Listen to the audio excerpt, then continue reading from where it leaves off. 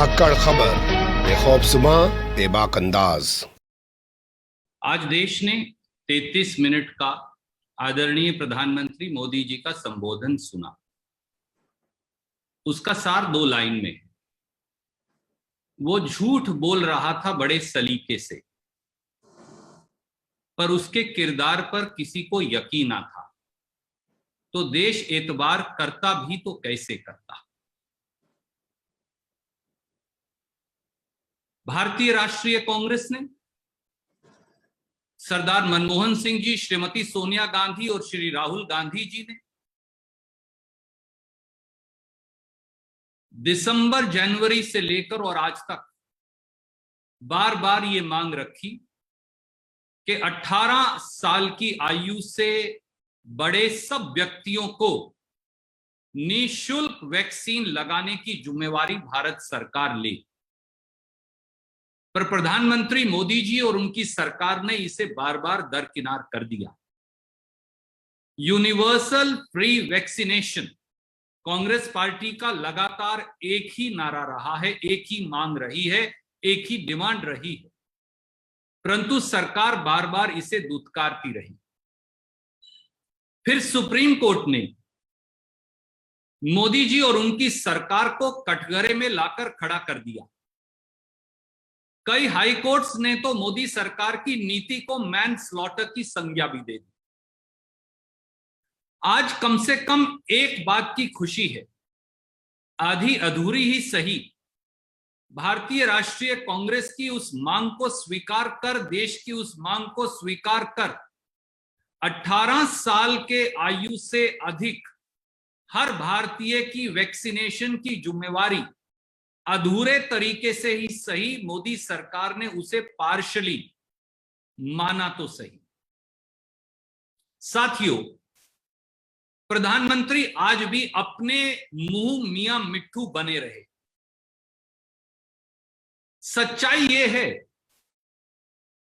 कि पहले 2020 साल में मई 2020 से 16 जनवरी 2021 तक वैक्सीन ना खरीद कर और 16 जनवरी 2021 से 7 जून 2021 तक सबको निःशुल्क टीकाकरण की कांग्रेस पार्टी और देशवासियों की मांग ना मानकर मोदी सरकार ने एक जघन्य अपराध किया है, जिससे लाखों भारतीयों को अपनी जान से हाथ धोना पड़ा। इसे कहते हैं देर आए परंतु अब भी पूरे दुरुस्त नहीं आए। सबसे पहले आज क्या निर्णय हुआ उनकी चर्चा करूंगा। 2 हफ्ते बाद आज से भी ये मांग नहीं मानी गई। 21 जून 2021 से सरकारी अस्पतालों में 18 साल से अधिक की आयु के लोगों का निःशुल्क टीकाकरण भारत सरकार ने जिम्मेवारी लेने का निर्णय किया है। साथियों, पिछले 6 महीने में 3 अलग अलग निर्णय नरेंद्र मोदी जी ने लिए और उनकी सरकार ने। 16 जनवरी 2021 को निर्णय लिया कि 45 साल से अधिक की आयु के लोगों का ही टीकाकरण होगा, उससे कम की आयु के लोगों का वैक्सीनेशन होगा ही नहीं। पूरे देश में बवाल उठा। अदालत से लेकर, राजनीतिक दलों से लेकर, कांग्रेस पार्टी और दूसरे दलों ने, लोगों ने आवाज उठाई कि 45 वर्ष से आयु के कम का क्यों नहीं।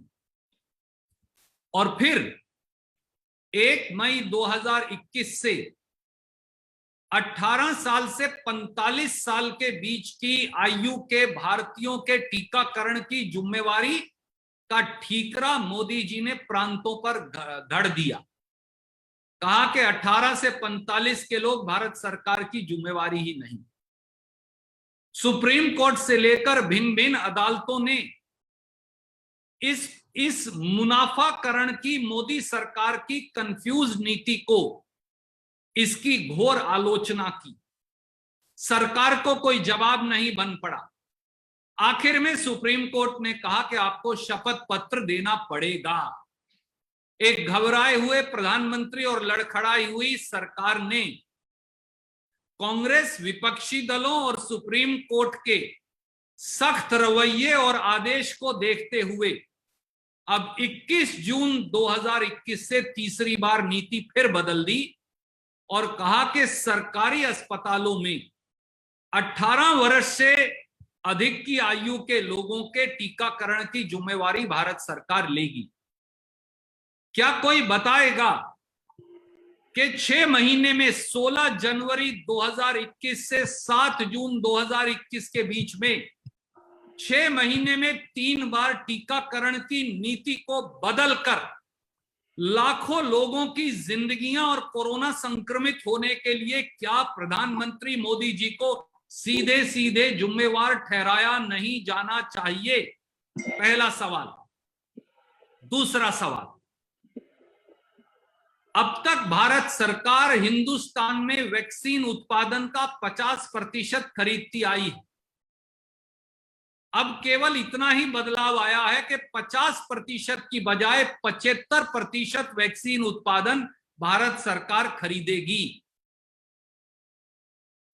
मोदी जी ने यह अभी भी कर दिया कि 25% वैक्सीन प्राइवेट सेक्टर खरीदेगा।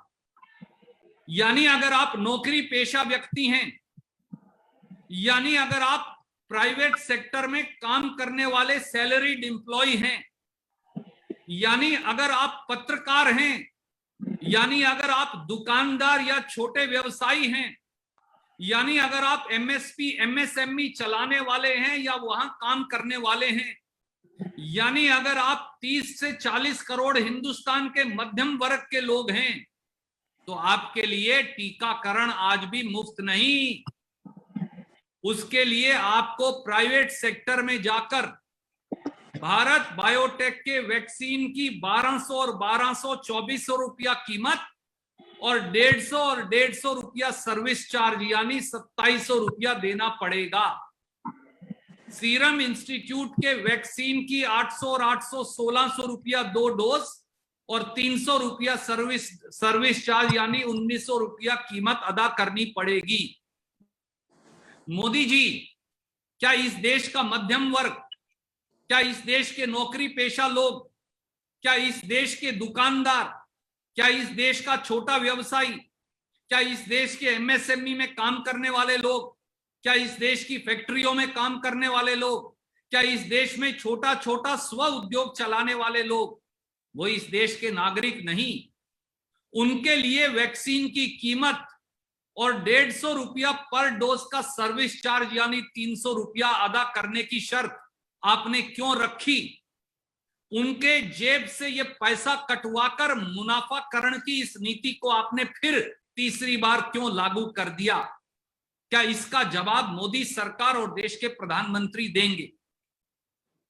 तीसरी बात, मोदी सरकार और उनके भक्त और मीडिया के भी कुछ साथी आज पुकार कर कह रहे हैं कि 31 दिसंबर 2021 तक 100 करोड़ लोगों को वैक्सीन लगा दिया जाएगा, यानी 200 करोड़ वैक्सीन डोज लगा दी जाएंगी।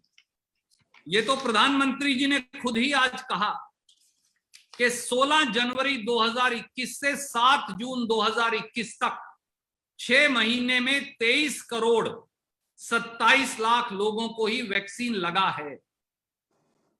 200 करोड़ में से अगर आप 23 करोड़ 24 करोड़ घटा भी दें तो भी आपको 175-176 करोड़ वैक्सीन डोज और लगाने हैं।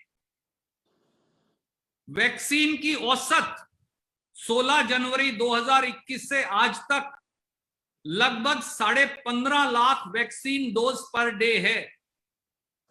आज का ताजा आंकड़ा केवल 13,90,000 वैक्सीन डोज का है जो मोदी सरकार ने बताया है।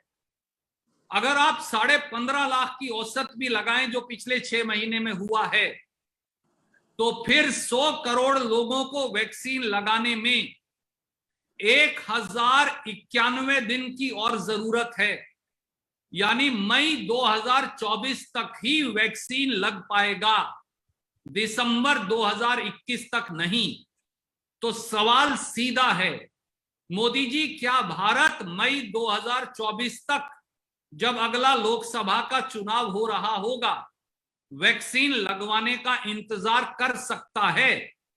और ऐसे में अगर थर्ड वेव आ गया कोरोना का, तो उसमें देशवासियों को बचाने की जिम्मेवारी किसकी होगी?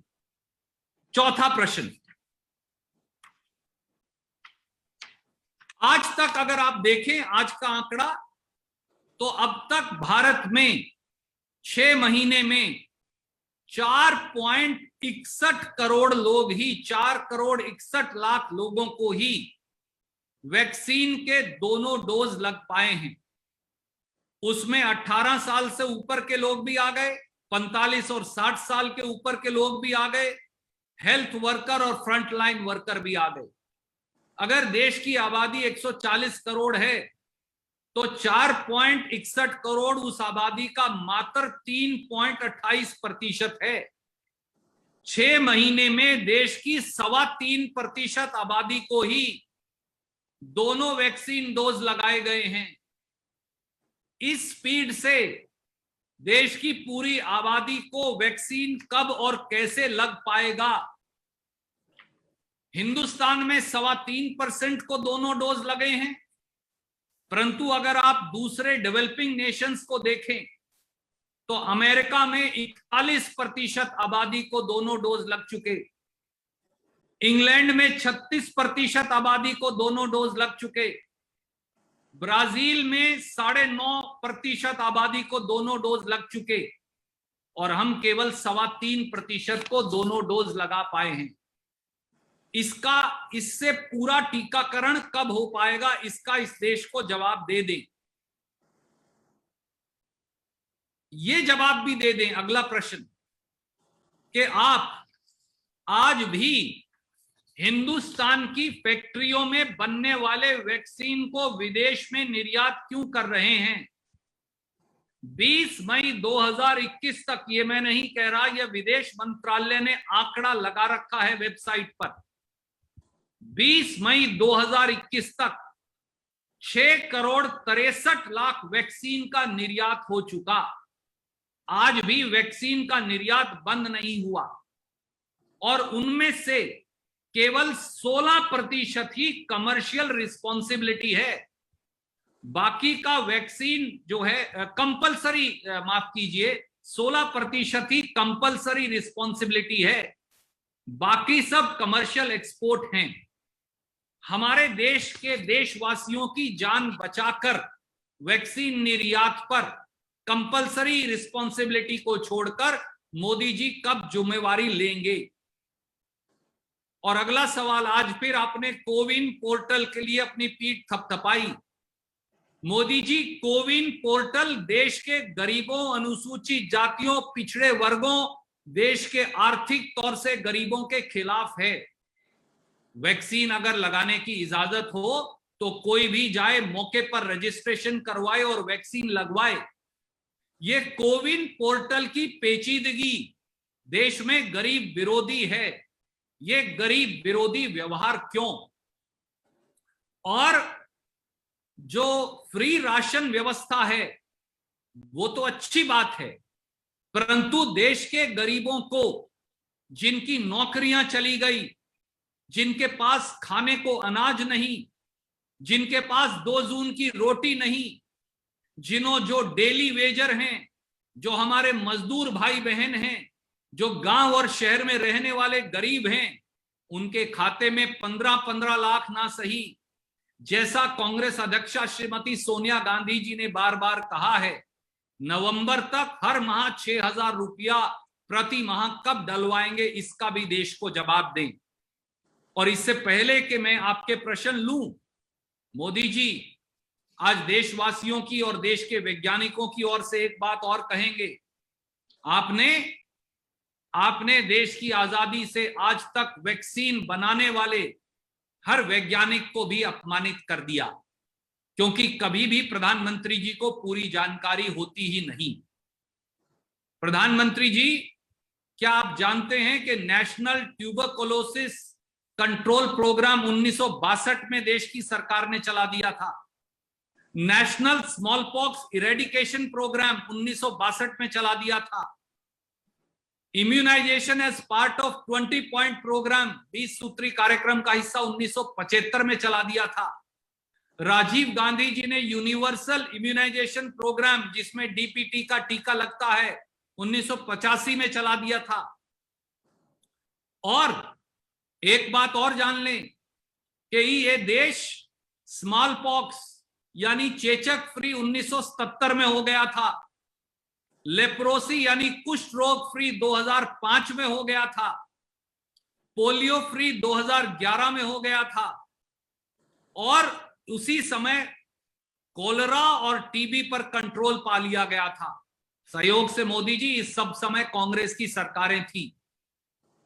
और यह भी जान लीजिए कि हमने वैक्सीन कब इजाद किया था। आपने तो कहा 60 साल तक वैक्सीन इजाद नहीं हो पाया, हम विदेशों पर निर्भर रह गए। ये भी तथ्यों के विपरीत है। हमारे यहां ट्यूबरकुलोसिस, टीबी का लिक्विड बीसीजी वैक्सीन मास अवेलेबल 1951 में हो गया था।